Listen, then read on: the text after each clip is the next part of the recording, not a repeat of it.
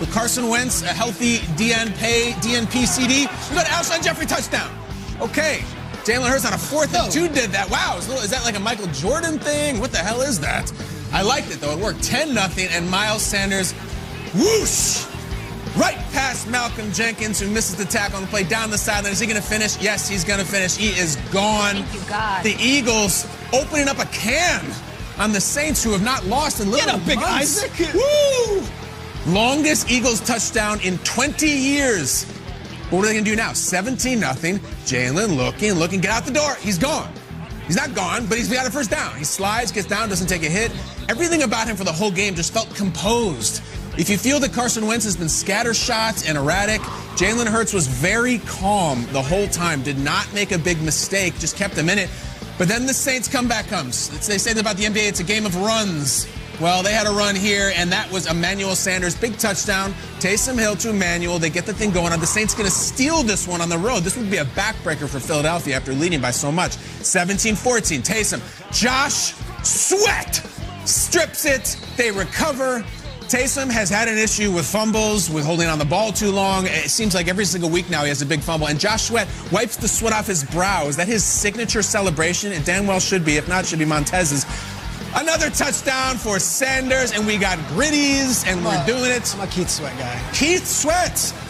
Wow, Peter, that's a throwback. Everybody, Keith Sweat tweeter. Everybody tweet Peter Schrager. Jalen Hurts loves Taysom Hill. Who doesn't? In this one, though, it was not enough. The Saints' winning streak is snapped. The Eagles get to 4-8-1 with a win. Very much a viva in the NFC East. Eagles win. Eagles get the Cardinals in Arizona next week, week 15. A pivotal game for playoff seeding in that one. Who wants in? Who's going to be left out? Ian Rappaport joining us right now. Rap Sheet, good to see you. Should we get used to seeing Jalen Hurts starting in Philly this season? We should. Now, let's be clear. When Doug Peterson announced that Jalen Hurts was going to be the starter, it was just he's going to be the starter for the Saints game. Kind of left it open after that to our imagination, wondering, is Jalen Hurts going to start just through the rest of the season? Does he maybe get 2 and then we'll see? Doug Peterson took to the podium yesterday after the game and kind of didn't really clear up anything. Is Jalen your starter next week? And if so, what will the challenge be, now that more tape is out on him? I'm gonna enjoy this one. I'm gonna go home and relax and be with my family tonight and enjoy this win and get ready for the week. All right, so not really explaining anything, but look, here's what we know. Jalen Hurts won a game for the Eagles. He set a first for a rookie with 100 yards rushing in his first start, also eclipsed 150 yards passing. He's clearly going to start for the Eagles. Not sure why Doug Peterson wouldn't say it last night and then wouldn't say it again on local radio this morning. There really is not much mystery here.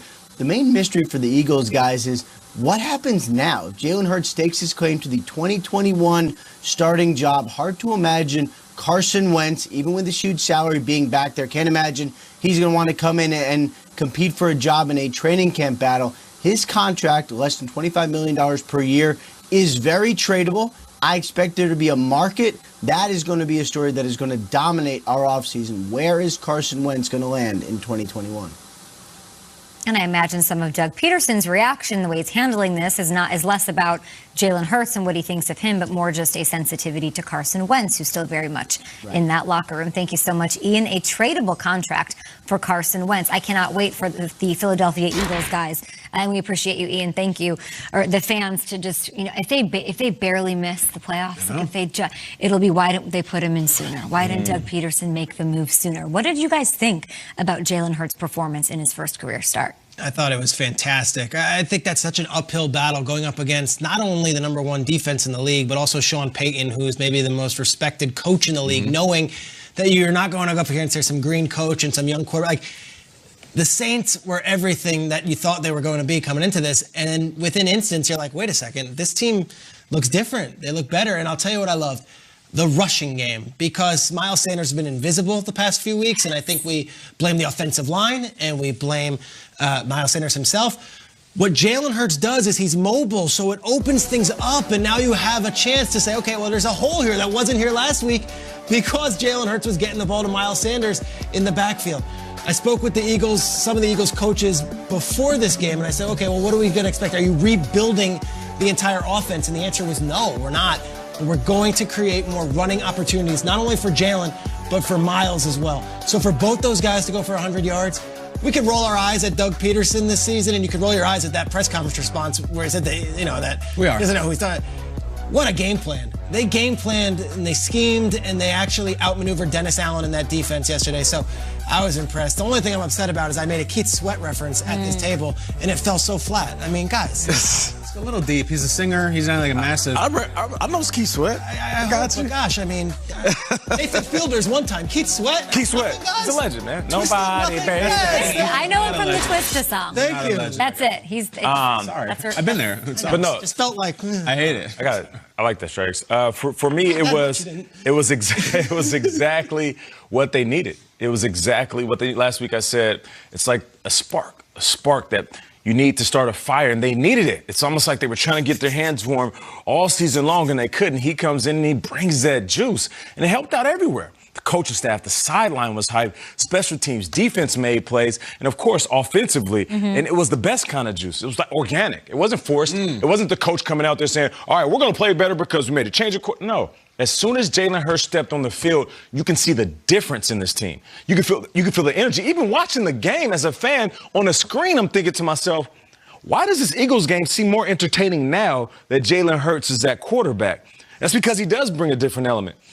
And where he may need to improve, he makes up for it in his athletic ability. And that's something that Carson Wentz doesn't have. I'm not saying Carson Wentz isn't athletic. He's very athletic. But it's a different type of athleticism that Jalen Hurts possesses. And I have to say this, too. Him throwing that up with the tongue out, somebody said he was channeling his inner Gene Simmons on Twitter. No. That's his fraternity. He's a Q dog. So it's Omega Psi Phi. So I got to make sure that people know that. Because, you don't know. You got to teach people about the culture. So he's giving a little, shout out to his fraternity. I love that. It's like that performance made him a celebrity overnight. I see what you did there. Okay. Kyle. Twista. I might be greatly underestimating him. I doubt that Jalen Hurts is a huge Kiss fan. I don't think that was a Gene Simmons thing. Peter, can you confirm otherwise? I don't think he's a. Do you think he went for a Gene Simmons reference? It's more Paul Stanley, personally. I think. Really? Yeah. Peter Chris?